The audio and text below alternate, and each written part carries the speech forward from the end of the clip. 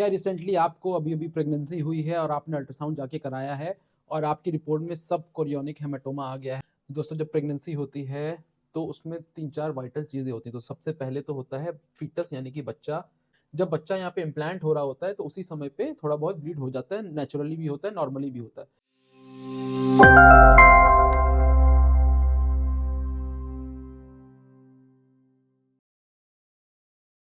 Hello friends, क्या recently आपको अभी अभी प्रेगनेंसी हुई है और आपने अल्ट्रासाउंड जाके कराया है और आपकी रिपोर्ट में सब कोरियोनिक हेमाटोमा आ गया है, यानी कि आपके डॉक्टर ने बोला है कि आपको इंटरनली कुछ ब्लीड हुआ है और आप परेशान हैं कि अब मेरे साथ क्या होगा, मेरा बच्चा स्वस्थ रहेगा कि नहीं। तो आइए दोस्तों, आज हम लोग इसी के बारे में बात करने जा रहे हैं, सब कोरियोनिक हेमाटोमा या सब कोरियोनिक ब्लीड के बारे में।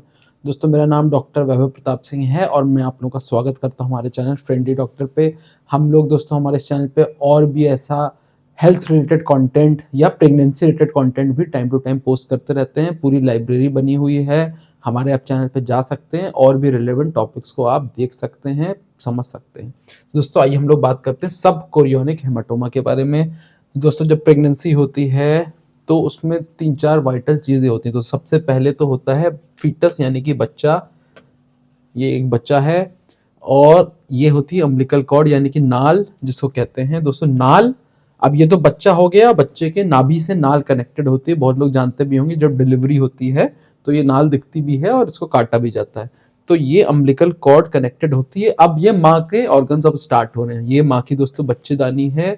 माँ की बच्चेदानी में एक स्ट्रक्चर बनता है जिसको बोलते हैं प्लासेंटा, और इस प्लेसेंटा से ही ये नाल कनेक्टेड होती है। और नाल से होता क्या है, जो माँ का ब्लड होता है वो बच्चे को सप्लाई होता है, और बच्चे का जो प्रदूषित ब्लड हो जाता है, जो न्यूट्रिएंट्स जिस टाइम निकलने के बाद जो बच जाता है, वो ब्लड जो होता है वापस इस प्लेसेंटा के माध्यम से बच्चेदानी से होते हुए माँ के ऑर्गन में प्योरीफाई होने के लिए, प्योरीफिकेशन के लिए चला जाता है।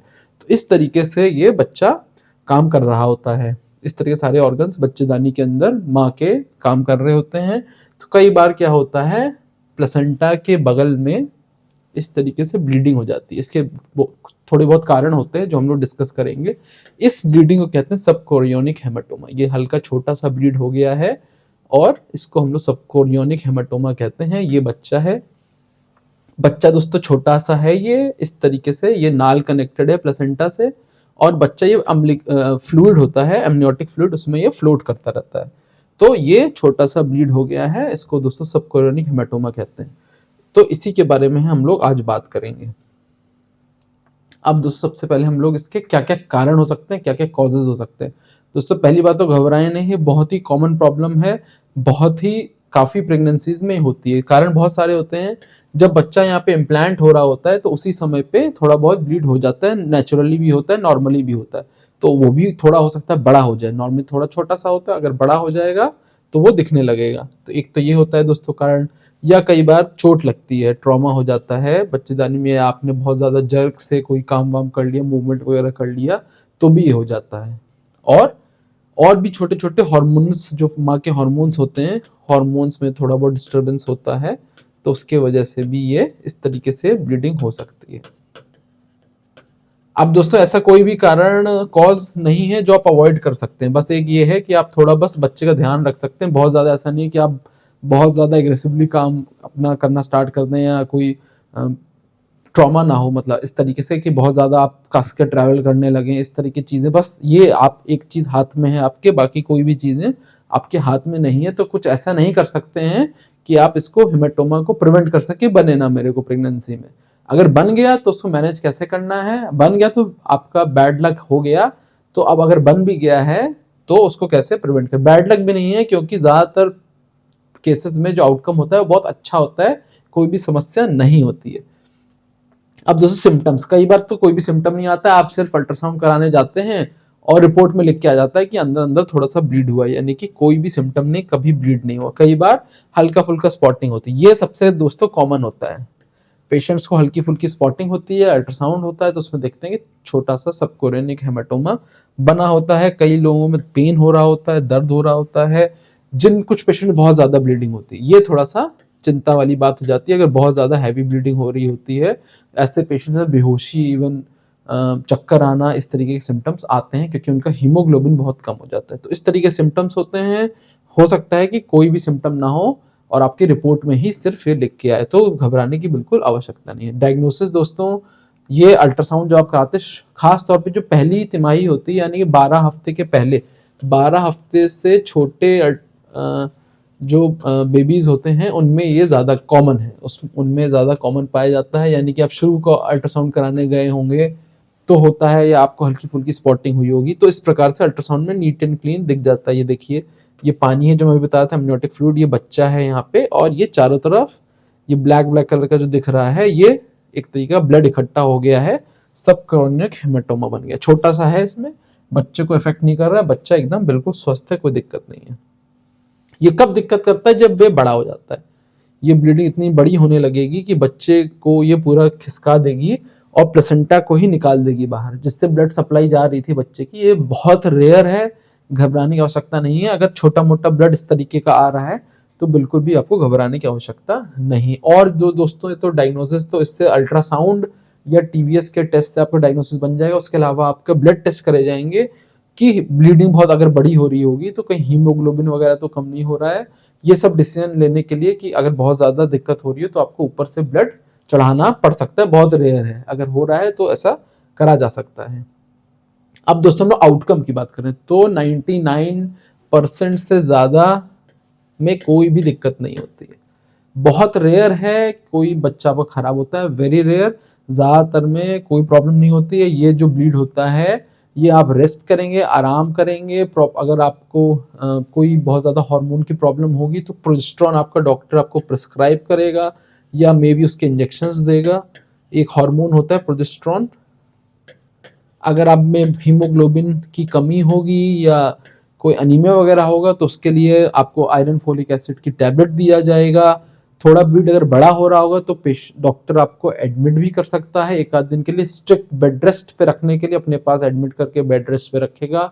एक दो दिन ये इंजेक्शंस वगैरह लगाएगा और ग्रेजुअली देखेगा, ऑब्जर्व करेगा। अगर आपका ब्लीडिंग बढ़ नहीं रहा होगा तो आपको फिर आराम से घर भेज दिया जाएगा। तो बहुत कम चांसेस इस तरीके से कंजर्वेटिवली मैनेज करके चीज़ें ठीक हो जाती हैं। जो ब्लीडिंग हुआ है उसका नाप लिया जाएगा साइज अल्ट्रासाउंड में भी कि बढ़ तो नहीं रहा है, और ग्रेजुअली कम होता जाएगा और धीमे धीमे डिसअपियर कर जाएगा और आप एक हेल्दी स्वस्थ बेबी पैदा करेंगे। इसके लिए निश्चिंत रहें। तो बहुत ज़्यादा कोई टेंशन पैनिक करने की आवश्यकता नहीं है। थोड़ा नाम डरावना है कि ब्लीडिंग हो रही है इंटरनल, बट ऐसा इसका आउटकम ऐसा नहीं है, तो घबराएं बिल्कुल भी नहीं। मैनेजमेंट दोस्तों मैंने बता ही दिया, इस तरीके से हो सकता है। ज़्यादातर को एडमिट नहीं करना पड़ता है, घर पे बेड रेस्ट करके आप ठीक हो जाते हैं। इस तरीके से दवाइयां हैं मैंने बता दी जाती हैं। रेयरली अगर थोड़ा बड़ा हो रहा है ब्लीड तो आपको एडमिट करके ट्रीट किया जाएगा, एडमिट करके इलाज किया जाएगा। खास तौर पे दोस्तों एक ये सारी चीज़ें ठीक हैं। एक इमोशनल सपोर्ट, अगर हस्बैंड सुन रहे हैं तो अपने वाइफ को जो आपका प्रेग्नेंट है उसको एक इमोशनल सपोर्ट देना चाहिए। फैमिली मेम्बर्स को एक इमोशनल सपोर्ट देना चाहिए, कंसोल करना चाहिए। कोई समस्या नहीं है, सारी चीज़ें ठीक हो जाएंगी, इसका भी रोल होता है। तो ये अगर जो सुन रहे हैं ऑडियंस तो ये भी इस बात का भी ध्यान रखें। तो आइए दोस्तों हम लोग अब एक्चुअल कुछ रियल लाइफ सिनेरियोज, एक्चुअली के पेशेंट की कुछ टेस्टिमोनियल्स डिस्कस करते हैं, जिससे आपको प्रॉब्लम और अच्छे से समझ में आएगी और उसको कैसे आपको एड्रेस करना है, कैसे चीज़ें सही करनी है, वो भी एक अच्छा आपको टिप मिलेगी, एक अच्छी हेल्प मिलेगी। तो दोस्तों पहला है कि ये जो फीमेल थी, ये 8 हफ्ते प्रेगनेंसी थी इनको, तो इन्होंने नोटिस किया कि हल्की फुल्की इनको नीचे से वजाइना से हल्की फुल्की ब्लीडिंग हुई, हल्का फुल्का स्पॉटिंग हुआ। तो इन्होंने डर गई है, इन्होंने अल्ट्रासाउंड कराया तो उसमें स्मॉल छोटे साइज का सब कोरोनिक हेमाटोमा आया रिपोर्ट में। सब कोरोनिक हेमाटोमा छोटा सा आया। डॉक्टर को दिखाया, रिपोर्ट डॉक्टर ने देखी, बोला कि भाई साइज बहुत छोटा है, आप घर पे जाइए, रेस्ट करिए और 1 हफ्ते बाद फिर से अल्ट्रासाउंड करा लेना अगर स्पॉटिंग ना हो तो। इस तरीके से डॉक्टर ने फॉलो एक अल्ट्रासाउंड बोला। सेकेंड ट्राइमेस्टर यानी कि जब तक ये 8 हफ्ते पे इनको पता चला था, 12 हफ्ते पे फिर इन्होंने देखा, एक बार और फॉलोअप पे गए तो देखा कि जो ब्लीड था ये ठीक हो गया है और इनका बेबी जो है पूरी तरह से हेल्दी, पूरी तरह से स्वस्थ, अपने समय पे डिलीवर हुआ। कोई भी दिक्कत इनको नहीं हुई, बच्चा स्वस्थ रहा इनका। अब दोस्तों लोग दूसरे पेशेंट को डिस्कस करते हैं। इनको 12 हफ्ते पे समस्या हुई, जो मैं बताता यूजुअली फर्स्ट ट्राइमेस्टर में हो जाती है। इनको बहुत ज्यादा ब्लीडिंग हुई, कह रहे बहुत ज्यादा ब्लीडिंग हुई और इनको लार्ज बड़े साइज का सबकोरियन हेमाटोमा आया। ये बोले आई वॉज टेरिफाइड कि मैं तो बहुत ज्यादा घबरा गई थी, पर मेरे डॉक्टर ने क्लोजली मॉनिटर किया। रोज ही इनके डॉक्टर 1-2 दिन में अल्ट्रासाउंड कर रहे थे और मॉनिटर कर रहे थे कि साइज तो नहीं बढ़ रहा है। तो ग्रेजुअली ऐसा नहीं हुआ, डॉक्टर ने उनको जो प्रॉपर जो ट्रीटमेंट था प्रोजेस्टेरॉन वगैरह वो दिया, हीमोग्लोबिन इनका मॉनिटर किया कि कहीं कम तो नहीं हो रहा है। तो उन्होंने लिखा मेडिसिन और लाइफस्टाइल चेंजेस यानी कि प्रॉपर इन्होंने रेस्ट लिया, सारी दवाइयाँ लिया, प्रॉपर अपने शरीर का जो हाइड्रेशन है, पानी वगैरह का इंटेक प्रॉपर सारी चीज़ें रखा और डाइट वगैरह सब अच्छी रखी। तो इनकी ब्लीडिंग धीमे धीमे सबसाइड हो गई और I carried my baby to term, यानी कि इनका बेबी पूरा समय पे अपने समय पे पूरा स्वस्थ, पूरा अच्छे 2.5-3 किलो का इनका जो बच्चा है वो अपने समय पे पूरा अच्छी तरीके से पैदा हुआ। तो ऐसा बड़ा ब्लीड था इनको, इसमें तो रिस्क भी था बट उसका भी आउटकम देखिए अच्छा रहा। तो जो भी आपकी रिपोर्ट में आया आप घबराइए नहीं, आप अपने डॉक्टर जो गायनेकोलॉजिस्ट हैं वो आपको एडवाइस देंगे, उसकी जो सारी एडवाइस है उसको फॉलो करिएगा, आपका भी आउटकम इन लोग की तरह अच्छा आएगा। बहुत ज़्यादा हाई प्रोबेबिलिटी है कि सारी चीज़ें स्वस्थ रहेंगी।